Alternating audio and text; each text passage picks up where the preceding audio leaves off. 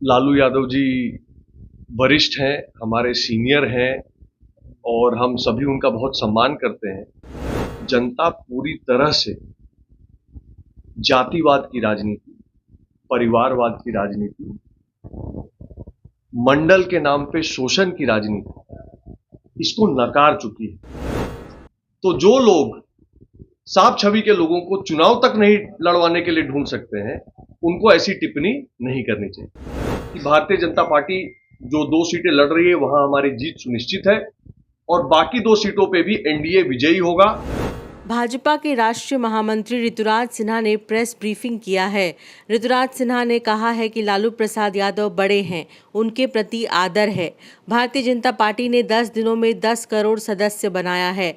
लालू प्रसाद यादव के संदर्भ में बोलते हुए उन्होंने कहा है कि सही बात यह है कि जनता पूरी तरह से जातिवाद की राजनीति, परिवारवाद की राजनीति को परास्त कर चुकी है। उन्होंने कहा है कि देश विकास चाहता है, राष्ट्रवाद के साथ हिंदूवाद चाहता है। ऋतुराज सिन्हा ने मंडलवाद के चेहरे पर भी प्रहार किया है। उन्होंने कहा है कि लालू प्रसाद यादव की पार्टी मंडल के नाम पर शोषण फैला रही है। लालू यादव जी वरिष्ठ हैं, हमारे सीनियर हैं और हम सभी उनका बहुत सम्मान करते हैं। लेकिन सही बात यह है कि जनता पूरी तरह से जातिवाद की राजनीति, परिवारवाद की राजनीति, मंडल के नाम पे शोषण की राजनीति, इसको नकार चुकी है। देश विकास चाहता है, राष्ट्रवाद, हिंदूवाद चाहता है और इसी के लिए मोदी जी के साथ प्रचंड बहुमत से देश की जनता सहयोग कर रही है।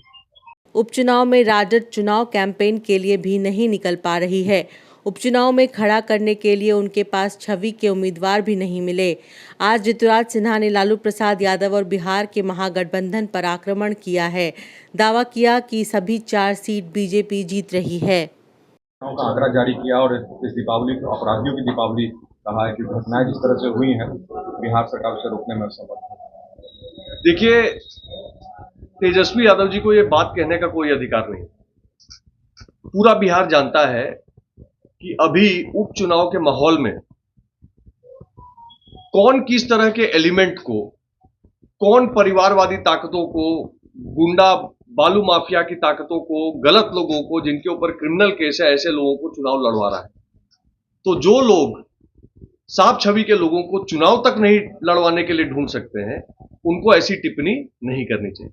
उपचुनाव को लेकर देखिए, जहां तक उपचुनाव का सवाल है, इस बार उपचुनाव जो है ये साफ कर देगा, तरारी हो या रामगढ़ या बाकी 2 सीटें, ये तो स्पष्ट है कि भारतीय जनता पार्टी जो 2 सीटें लड़ रही है वहां हमारी जीत सुनिश्चित है और बाकी 2 सीटों पे भी एनडीए विजयी होगा। इसके साफ स्पष्ट आसार हैं। इसी कारण से शायद राजद वाले कैंपेन के लिए भी ठीक से नहीं निकल रहे। देखिए, पूरे देश में एक नया रिकॉर्ड भारतीय जनता पार्टी के माध्यम से बना है।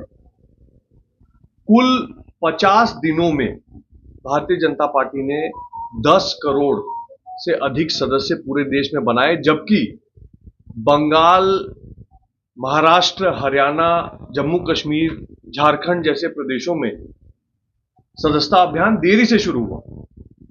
इसके बावजूद 10 करोड़ सदस्य बने मात्र 50 दिन में। आज ये आंकड़ा 11 करोड़ से ऊपर जा चुका है।